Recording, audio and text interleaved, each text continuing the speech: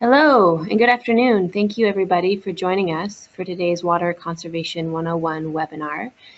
If you are experiencing any technical difficulties right off the bat, please use your questions pane and we can help you to the best of our ability. My name is Ivana. I work in the Office of Sustainability, and I'll be giving us a brief introduction to the Office of Sustainability and the Sustainability Academy, and then I'll pass things off to my colleagues Andrea and Brianne, and they'll take it away on water conservation. So this is what we have coming up in our webinar today. I'm going to be giving you a brief introduction to the Sustainability Academy and the Office of Sustainability. And then Brianne and Andrea are going to be talking about why we should be conserving water, what the impacts are of the latest drought, and what are some of the main water conservation strategies that you can implement at home. And they'll wrap up by talking about some really great rebate programs that you can take advantage of. So the three of us work for the Office of Sustainability. This is its own standalone department at the county. And our goal is to help San Mateo County and its communities and residents and people who work here adapt to the changing environment. We provide services and resources that inspire new ideas and solutions. And so we really endeavor to be a resource for everybody that lives and works in the county. We're broken up into a few different work groups. One is energy and the environment. 2 is climate change. 3 is waste reduction, and the last one is livable communities. And we all focus on different aspects of sustainability related work. And if you have any questions about what our office does, we do quite a lot. We are a team of about 40 some people, and so we do a lot of work in the county, and it's pretty interesting work. So if you have more questions or want to know what else we're doing, check us out on our website, which is listed at the end of the presentation, or get in touch with me or my colleagues Brianne or Andrea. So the Academy is a program that I oversee, and really it's a public environmental education program. All of the events and workshops through the Academy are free, and really what the program endeavors to do is to advance shared values around environmental sustainability and encourage community members to pay it forward in their own way, in their own communities. We have a number of different offerings throughout the year. We have 8-week master courses on composting and resource conservation. And we have quite a number of workshops scheduled throughout the year. We have several workshops almost every month on composting, green homes, culinary herb cultivation, green business. Something that we started this year is called a Fix-It Clinic. These are really fun clinics where people come and fix broken things around their house. It's an event that's oriented towards empowering people to fix their own stuff rather than throw it away. So if you're interested, our next one is on May 6th, and it's a bike-oriented event. So let me know if you're interested in that. These are the people that run the Academy team. Hillary Papendick is our climate change work group manager. My name again is Ivana, and Jackie Nunez is our volunteer coordinator. So I'll pass it off to Andrea and Brianne, and they'll take us away on all things water conservation related. Thanks so much, Ivana, and thank you all for joining us. So, as you all probably live in California and know, water conservation is so important here. But I thought this figure was a cool way to kind of depict that importance. So this visual shows the amount of water available on Earth, and there's a couple blue spheres. So the biggest blue sphere shows all of the fresh water in, on, and above the Earth. So this doesn't include salt water in the oceans, but it does include all the water frozen in glaciers and all the water underground as well. It's not that big though. The next biggest blue sphere, which is about the size of a pencil eraser, is all of the liquid fresh water. So this includes groundwater, it includes water in streams and rivers and lakes, but it doesn't include water frozen in glaciers. We can't access that water for our drinking water. And then the last blue sphere, which you might not be even able to see, It's about the size of the tip of a pin. That shows all of the fresh water in lakes and rivers. So that doesn't include water that's underground. So that's essentially the water that's available to us for use. And when you see it this way, it really shows that it's important to conserve what we have because we don't have a lot. It's not an infinite supply. The other thing that I wanted to point out was the amount of water that's available to us is not changing. We won't get any more. So what we have now is what we'll always have. And that's why it's really crucial for us to do a good job protecting what we do have and conserving what we have. The last thing I wanted to point out with this slide is the Earth's population is growing. There's more people, there's more needs for water, for clean water. And so it's just another reason for us to each do a good job conserving as much as we can. So I did want to talk about the drought briefly. Again, living in California, I'm sure you guys are all probably aware that we were in a drought. It was actually a statewide declared drought from 2012 to 2017. And this figure here shows precipitation. So if you look at the blue bars, that shows our annual precipitation. So you can see after 2011, it really dropped. It was pretty low for a while, and then 2016, 2017, it did start coming back. And as you all are aware, we did receive a lot of rainfall last year, and our reservoirs and surface water was full. But what I want to point out is just because our lakes and reservoirs were full doesn't mean that we're not still recovering from the drought. Recovery from certain drought impacts, such as declines in groundwater storage, can take many years. So just to explain briefly, some of California's drinking water comes from groundwater. And in years when we're in drought, when we have less water in our reservoirs, we use that groundwater even more. We deplete that groundwater. And that doesn't replenish immediately. It can take years. So another reason why it's important to conserve water even now. The other thing I want to point out is there's a new initiative in California to make water conservation a way of life. We never know when the next drought is going to be around the corner. We don't know what the conditions will be like next year, so we should take every step that we can now to protect our water resources. The next thing I wanted to talk about was some of the current conditions right now to see where our state is at with our water resources. So in San Mateo County, we actually receive most of our drinking water from the Sierra Nevadas, from the Central Sierra to be more specific. And we receive that water from the snowpack that slowly melts over the year. And that water is piped over to San Mateo County. So I checked on the latest snowpack conditions and thought this was kind of interesting to share with you all. So these conditions are as of yesterday. And like I said, we receive our water from the Central Sierra, so it's that reddish zone. There's two numbers there. They're both the same. Those numbers are where we're at in terms of the percent of April 1st average, and then the next number is percent normal for this date, but because it's almost April 1st, those numbers are the same. So we are at 65% of average right now with our snowpack, and it just shows we are below average. Conserving water this year will be really important because we don't have as much as we typically would have. The next data that I wanted to present to you was the latest drought conditions. So this is as of March 22nd. That was the latest set of data that I found.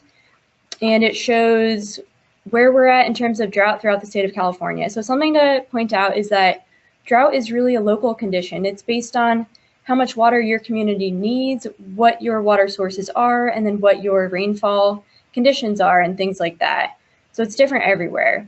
But you can see through this figure that a lot of California is at least abnormally dry, and then Southern California, some parts are even in a moderate or severe drought. So it's important for all of us to be conserving. Okay, so as Ivana pointed out, we're going to talk about a couple different strategies that you can take to conserve water, and we have them in 4 categories. We'll start with ways you can reduce leaks in your home. Next, we'll cover reducing indoor water use. Then we'll cover reducing outdoor water use, and lastly, we'll talk about some innovative technologies around gray water and black water reuse. So the first category is reducing leaks in your home. And about 13% of water used indoors is lost to leaks. So it shows that there's a huge potential for water savings here. And we actually have a case study that Andrea is going to talk about a leak experience of her own. Thanks, Brianne. This is Andrea Papajohn, and I'm going to share with you an experience that I've had recently. I'm very, conscientious of saving water and conserving water at home, and so I was rather appalled when I got a call from the city where I live to let me know that I had used 4 times the normal amount of water in one billing cycle. I immediately hired a plumber, but it wasn't a simple repair. It actually, really took a few days to identify, what the problem was and where the leak was. We had some old galvanized pipes that needed to be repaired, and it actually ended up costing a few $1,000s. This is my front yard in this picture, and we had to actually have the plumber drill down to the pipes and replace them. In addition to the cost of replacing the pipes, the water bill increased. The city was gracious enough to charge the lowest tier for the excess water over our, average monthly billing or the billing cycle. But still, the cost for the excess water was about twice as much. And considering the leak spanned over 2 billing cycles, they would only give the reduced amount for 1 billing cycle. So we got hit the second billing cycle with another much higher than normal bill. So if only I knew that we had a leak sooner, I could have saved water and money. It would have been great if I could have found out that we actually had a leak. So the great news is there's actually a solution to this. There are devices that are called smart water meters, and they essentially clamp onto your water line and they measure your water usage, and they can detect very small leaks, and they'll alert you through a smartphone app if they do detect a leak. A lot of them also have the capability to turn off your water remotely. So these devices are really beneficial for a couple of reasons. As Andrea mentioned, she didn't find out right away she had a leak. And sometimes if it's a small leak, you might not know until you receive your water bill a month or 2 months later, depending on your billing cycle. So these devices are a great way to really be informed as soon as possible when you do have a leak.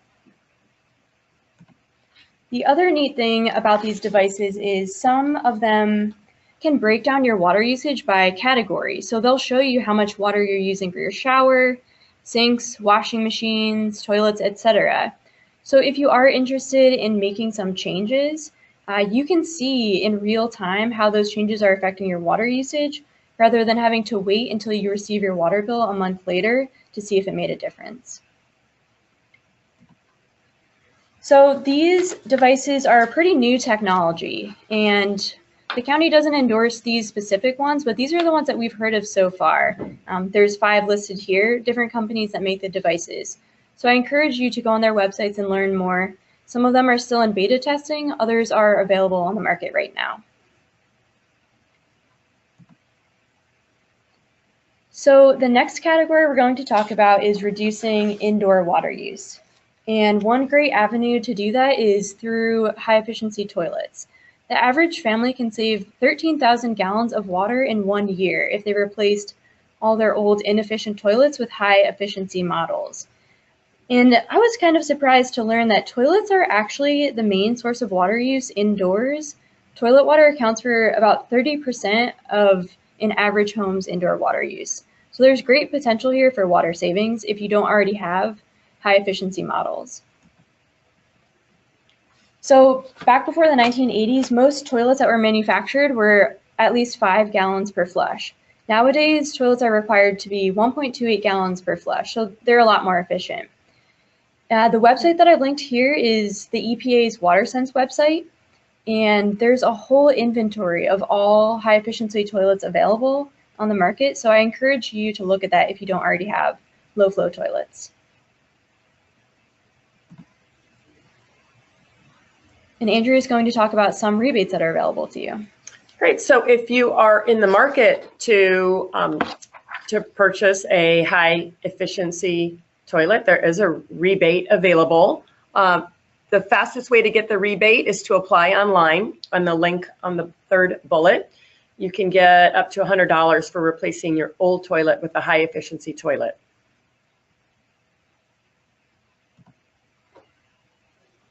Great, so we'd like to just take a quick poll to find out if you have replaced your old toilet with a high efficiency toilet. So I'm gonna launch a poll. All right. And please let us know if you have yes, replaced your old, if you have old toilets and you replace them, no, or maybe you're not sure.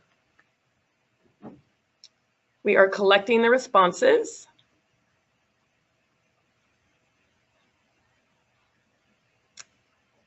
Great, so it looks like 64% of you say yes, which is great. I think that's really encouraging to hear. 27% said no, and 9% aren't sure. So again, if you are in the market, please consider using the rebate and replacing your old toilets with high efficiency toilets. All right, I'll close the poll. I'll just share it with you really quickly. I see now once I closed it, I can share the results. All right.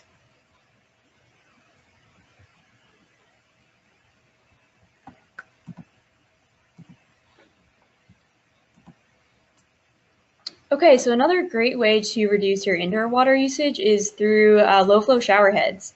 So the average family uses about 40 gallons of water per day for showering, which shows there's another great potential for reducing your water use. So again, I've linked the EPA WaterSense website, the shower head page, and similar to the low flow toilets, there's a whole inventory of low flow shower heads that I encourage you to look at. So there are several companies manufacturing low flow shower heads. Nebbia is one company that I recently heard of, not endorsing this specific product, but they have a really cool concept where they have a showroom or a shower room in downtown San Francisco, and you can actually test out this low flow shower head device. So you can go there and take a shower. And I've linked their website down below. You can sign up for an appointment there. So just a really cool way to essentially try it before you buy it and see if it's working well for you. There's another great tool available to you if you're interested in reducing indoor water use, and that is the Energy and Water Saving Toolkit. So this toolkit is in all San Mateo County libraries, and you can check out the toolkit just like you would check out a book. And the toolkit has lots of great devices to measure your water use, and then even some devices that you can keep, like faucet aerators, and there's even a low flow shower head in there. So a great way to learn more about how you can reduce indoor water use. And there's a link below to where you can learn more about this toolkit. So this is a quick interjection. This is Ivana, and I recently checked this toolkit out, and I discovered that my toilets were leaking, and so I fixed that, and I replaced all of the aerators in my house and installed the low flow shower head. So it's awesome. You guys should definitely check it out. Nice. Okay, so we're going to move on to the next category, reducing outdoor water use. And when I say outdoor water use, I'm talking about irrigation and water for your plants and things like that. So on average, up to 50% of outdoor water is lost to wind, evaporation, and runoff. So it's never really being used by your plants. So outdoor water use is a huge avenue for potential water savings, and we'll talk about a couple tips that you can take. So we wanted to play this video for you. It is EPA's WaterSense Sprinkler Spruce Up video. It goes through a couple tips you can take to reduce your sprinkler system's water use. So I'm just going to navigate over.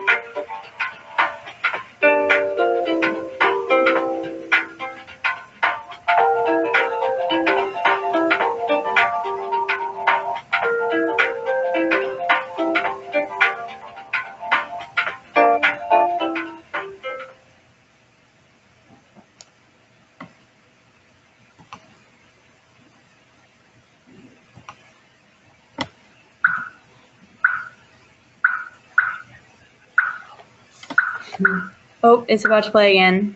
You don't need to hear that again. Okay. Okay. So awesome video, lots of helpful tips. I just wanted to summarize them for you again. So the first step they talked about was inspecting for clogged, broken, or missing sprinkler heads. And if you're not the do-it-yourself type, there's no harm in hiring a professional that can help you with that. Next, you'd want to examine points where your sprinkler heads connect to pipes or hoses for any leaks. Even small leaks can really add up. Number 3, direct your sprinklers to the landscape only. And I know everyone's aware of that, but I think it's just worth it to go out and check every so often. You'd be surprised how often I'm running and I see people watering the sidewalk. So it doesn't hurt to double check. And lastly, you can select a controller that takes weather into account. So certain controllers will basically adopt the amount of water that is irrigated based on recent precipitation and even sometimes moisture levels in your yard. So I've linked the EPA's WaterSense website down below where you can watch that video again and find other helpful tips. The next way that you can reduce water use in your landscape is through selecting certain plants. And there are a lot of really helpful resources out there. I've included links to 3 of them below. The first one, Flows to Bay, is a local San Mateo County resource. The second website is EPA's WaterSense website, and they actually have a really helpful manual, Water Smart Landscapes, that I put a photo of here. And the third website is Save Our Water. That one has case studies of residents throughout the state of California that have implemented different landscaping changes and really cool testimonials from them. So I really encourage you to check that one out. So there are a lot of tips that those websites all talk about, and I've distilled a couple of those for you. So the first tip is to use native plants in your landscape whenever possible. And there's a lot of benefits to using native plants. The first is that they are well suited to California's climate of periods of rain and then periods of less rain and dry times. So those plants are well adapted to thrive even in those conditions. The other cool thing about native plants is since they are suited for California, they're more resistant to pests and diseases, and they also provide habitat for local bees and butterflies and things like that. The next tip is to recognize site conditions in your yard. So you may have areas of full sun or full shade, or maybe some low spots that are typically damper, or even a couple different soil types throughout your yard. If you put plants in places that are more well suited to them, they'll thrive. So you want to make sure if you have a really shady area, you put in plants that don't need full sun, and then they won't need as much water because they'll be in the right kind of conditions. And I should point out that these photos here are from the Save Our Water website, and these are actually both from residents in Palo Alto, so really local examples. The last tip is to place turf grass strategically. So turf grass typically requires a lot more irrigation than other types of plants, and then people tend to overwater their turf grass as well. So I'm not saying you need to cut out all turf grass, but think more strategically about where it would be most beneficial in your landscape, maybe an area that you'd like a lawn chair or an area for your kids to play.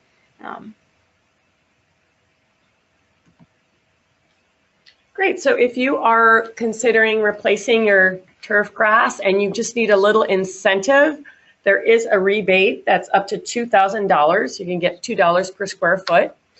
Here is the website for you to get that rebate. So go ahead if you're interested and get more information on the website, and always feel free to reach out to us if you have any questions.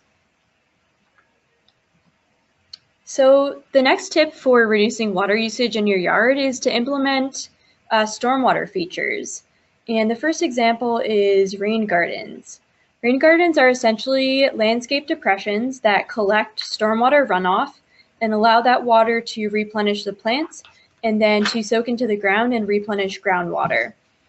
The photo I have here is an example of a rain garden from Serramonte Library in Daly City, but there are plenty of more residential applications. You can make the rain garden smaller to suit your yard. So the fact sheet that I've provided a link here has really helpful tips on where in your yard would be best for a rain garden, how big it would need to be, what kind of plants you need, and how you maintain it. Another stormwater feature that would help you conserve water in your landscape is a rain barrel. Rain barrels collect rooftop runoff and then allow you to use that water solely over time to water your plants or wash your car or even wash your dog, just not for drinking water. So I've linked the Flows to Bay website with more information on how you would site a rain barrel in your yard. Great. And yes, there is a rebate for rain barrel rebates. There's a $100 rebate at bayareaconservation.org. So the last category that we wanted to talk about was gray water and black water reuse. First, I want to just go over some basic definitions. Gray water is water from bathtubs, showers, bathroom sinks, and washing machines, whereas black water is water from toilets, kitchen sinks, and dishwashers. Black water reuse is not currently allowed in San Mateo County, however, gray water reuse is. One of the most common gray water reuse applications is a laundry to landscape system. Most building departments don't require permits to install this system, and let me take a step back and explain what it is. So you essentially use wash water from your laundry machine to irrigate your landscape. There are a lot of helpful resources out there. Gray Water Action actually offers courses on how you'd install a system like this. The other thing I wanted to mention is if you do intend to use gray water for anything other than subsurface irrigation, I highly recommend you consult your county's environmental health department to find out if you need any sort of permits or applications to do this. But all this information here is from the San Mateo County Health System website, which I've provided a link to at the bottom, and it goes over how you implement a laundry to landscape system. There is an example of black water reuse locally, actually. In San Francisco, the new Salesforce Tower is implementing a black water reuse system.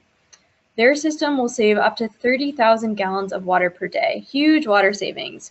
And they are actually using rooftop runoff water, water from cooling towers, showers, sinks, and even toilets and urinals. And they'll recycle that water and use it for non-potable uses in the building. So they're not using it for drinking water, but they are using it for other sources. We have another video for you guys.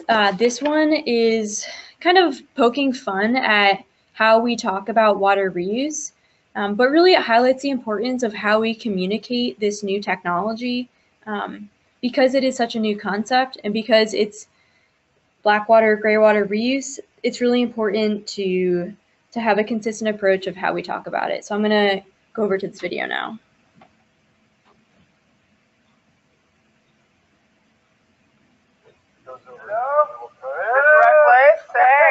Sorry I'm late. Love your work. Thank you. And you know what I love? This idea. Want to see the world, right? Absolutely. And you're going to look like a superhero doing it. We're so excited you've agreed to be the face of Porcelain Spring. By the way, can I get a bottle? Yeah, we'll just get you a cold one right now. Yes, please. Thank you. Right. Thank you. Cold one. I can't wait to taste this stuff. Recycled water. I'm all about recycling. By the way, how is it exactly recycled? You didn't read my email? Yeah, I skimmed it. Yeah, just kind of go over the skimming part of it. Anyways, I love your shirt. You know this whole like crazy water thing that's going on in the world, right?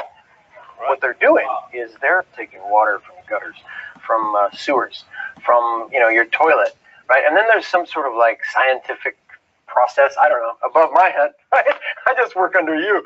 Anyways, they are literally straining the poop juice right out of the water that you and I drink. So it's defecate, drinkacate. You know what I mean? What, you seem, this is good, this is green, this is like the future. The future's now. This is not the kind of info you bury in an email, Kirk. It's just like recycling a can. It's not like recycling a can. You pinch off a log in your cans. Jack, you're not going to back out, are you? I'm not backing out. It's too big a responsibility. I'm going to suck it up and do this. Thanks, man.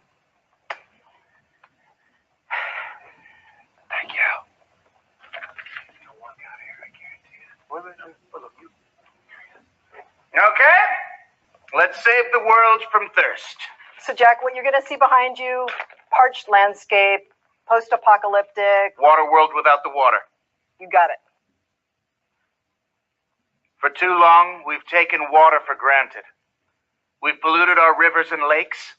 We left the tap on while brushing our teeth. There is no new water left.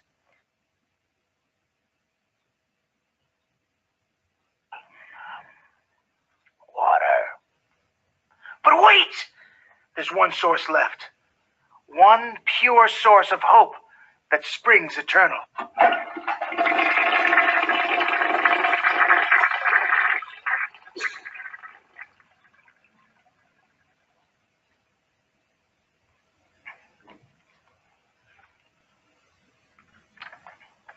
Everything all right? Yeah, just a little mental thing. Don't think about what it was, Jables. It's psyching you out. Don't think sewer, recycled. It's recycled. This is pure, natural, regular water, and I can do this!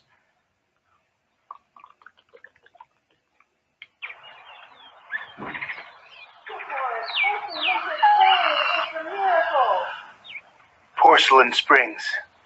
Water from the most peaceful place on earth. Yeah! Yeah! It really tastes good.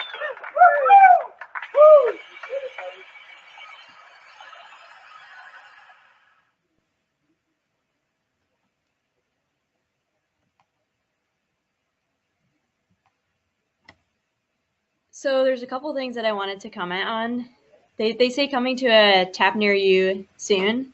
And actually there are a couple applications of this similar to this in California.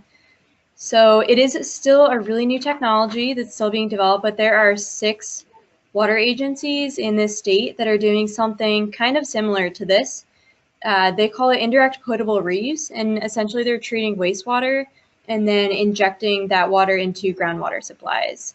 And of course, this water goes through a very intense treatment, and it's vetted by health agencies, so it is safe to drink. So there are a bunch of questions about this technology. One of the ones we hear all the time is, well, does it smell weird? Does it taste weird? Kind of like Jack alluded to in the video. And what I thought was really cool is recently there was a study done that was essentially a blind taste test comparing this recycled water, you could call it.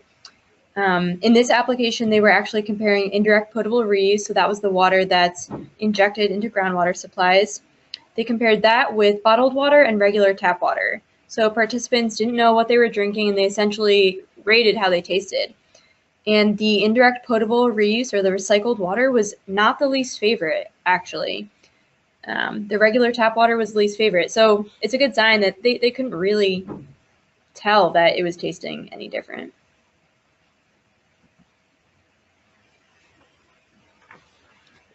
Great. So we wanted just to do one final poll and find out which water conservation strategies are you most excited to implement. I am going to launch the poll, and we would love to get your feedback. So here we go.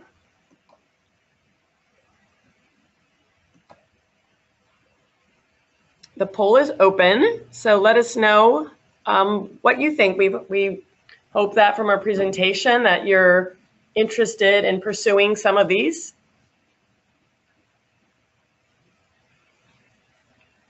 So we're getting some responses now.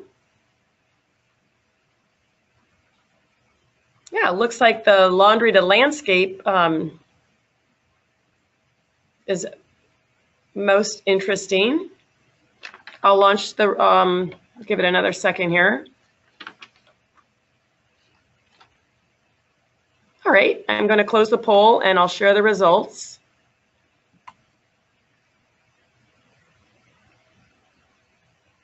So yeah, 64% of you said the laundry to landscape strategy was most exciting to implement, which is great, and even some good responses on the others, the low flow toilets. pretty close to that as well. All right, so we'll move on to the next slide. Yeah, and just in summary, we hope that we've given you some things to think about and perhaps, take some action. So we just wanted to summarize the rebates that are available for water conservation. And I'll turn it over to Ivana just to close. Great, thanks for hanging in with us for the presentation, everybody. If you have any questions, please do type them into your questions pane or raise your hand and I'll call on you by unmuting you. But now would be the time to ask Andrea and Brianne any questions that you have about any of it. So don't be shy. Ask us any questions you have. I guess I'll start off. Just a general question, everybody wants to know, there's a lot of anxiety around this concept of the drought. And do either of you know if there's any way to predict if we'll be in a drought the next year or the year after that? Mm-hmm.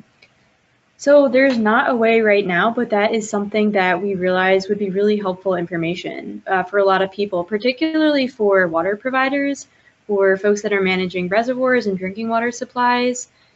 It's a really great question. So there is a gap right now. We have good ways to predict weather in the near term, say in the next week and a half or so. And we also have models to predict long-term weather, climate change, several years in advance. But we don't really have ways to predict weather in the next month to year. It's a gap right now. But the exciting thing is it's something that the state is looking into. The Department of Water Resources is actually implementing some studies to learn more about what it would take for us to have more accurate weather predictions in that time period of a couple months or a year out into the future.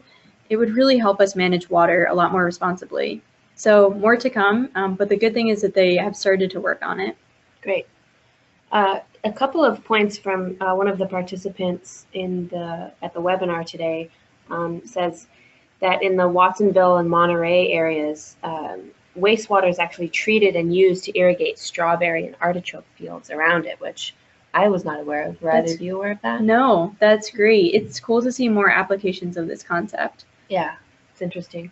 Thank you. Another question, or a question now is, for the laundry to landscape idea, do you have to use a certain type of detergent? It's a great question. That is a really good question. I don't know the answer. There might be more information on the health system website that I linked. But if you follow up with us afterwards, we can do some digging and find out what the best practice would be. That's a good concern. And Brianne, at one point during the webinar, you talked about, on your runs, you observed how people tend to water the sidewalk.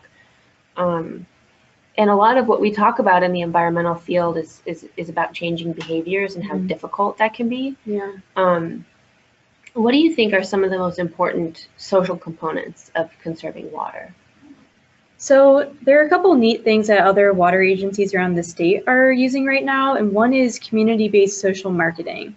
That concept is essentially looking at what it would take for people to implement these behavior changes. Like, what are their main motivations? Why would they want to, say, improve their sprinkler system? And what's holding them back? What are the obstacles for them? And I think looking into those questions in a little bit more detail, what are they motivated by? What are their obstacles? It's different for every single community. So I see the most successful programs have identified those benefits and those barriers, and then really tailored their water conservation rebates and tips and programs to that community itself. So some people say that early adopters, they just need more information. They need to learn more about these strategies. Other people might need financial incentives, or they might need a policy or an ordinance that requires them. So there's a whole range of kind of different characteristics of why people would make these changes. And I think programs that really look at those characteristics will be very successful. Had somebody weigh in on the question of what detergent to use. Okay.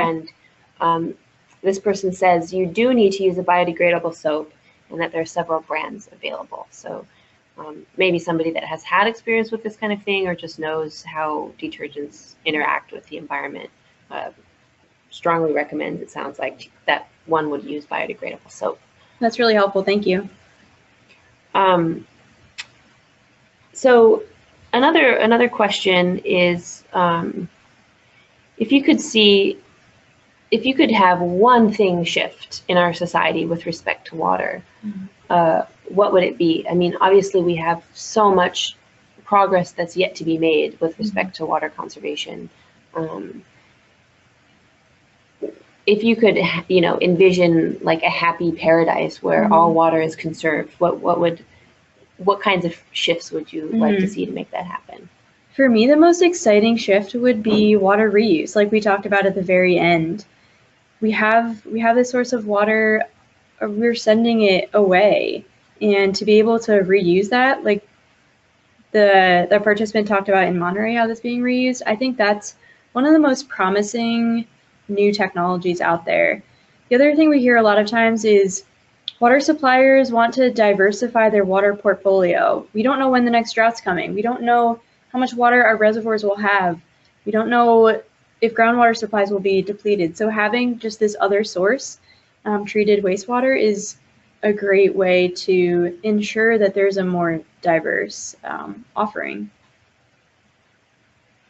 Well, if anybody else out there has some more questions, strongly urge you to enter them now. One question that I just always have on my mind personally is just how do we get people to stop taking water for granted? It's something that just appears through the pipes and it disappears through the pipes yet again. Maybe this is just more of a rhetorical question, but I'd love for anybody on the other side of this computer that's listening in to weigh in too. And what do you think are some good ways of getting folks to stop taking water for granted? And if either of you have any comments on that. Yeah. So I'm originally from the East Coast, and there's not a concern as much out there on drought or water supply, but moving to California, the conversation is very different here. And I have begun to take it more seriously because looking at the data and like looking at snowpack and precipitation, it's scary when you know the facts, and you see that water supply is not infinite, it's limited. So I think that has really helped me take it more seriously. Somebody typed in higher water prices. I know that in Andrea's case, I mean, leaking water is an issue, but you really got this bill as a kicker. Like, not that you were wasteful to begin with, but if water prices go up, people really do start paying attention. It's true, the way water priced right now, in your water bill, you're not really disincentivized for using a lot more water. I mean, we pay kind of for the infrastructure and delivery of the water, not as much the quantity, unless you're really, exceeding your normal usage. So I agree. I think, an increase in water would create, maybe a shift in the amount of usage. And I also think, awareness. Sometimes people take it for granted because they're really not aware. I mean, I think, in our group right here, we've got a lot of facts and data, but, I think across the country, people aren't as aware of how much water they're using and how much they could conserve. Well, thank you both, Brianne and Andrea, for sharing your expertise and insights on water conservation. We really appreciate it. For those of you listening in, please do not hesitate to reach out to us if you have any questions. And there will be a follow-up email in a few weeks with any additional handouts or information, and also with a link to the webinar in case you're interested in reviewing anything. So thanks again for tuning in. And if you have 1 or 2 more minutes at the end of this webinar, I would love it if you would fill out the brief survey that we'll launch directly afterwards. And again, appreciate your time, and thank you, everybody.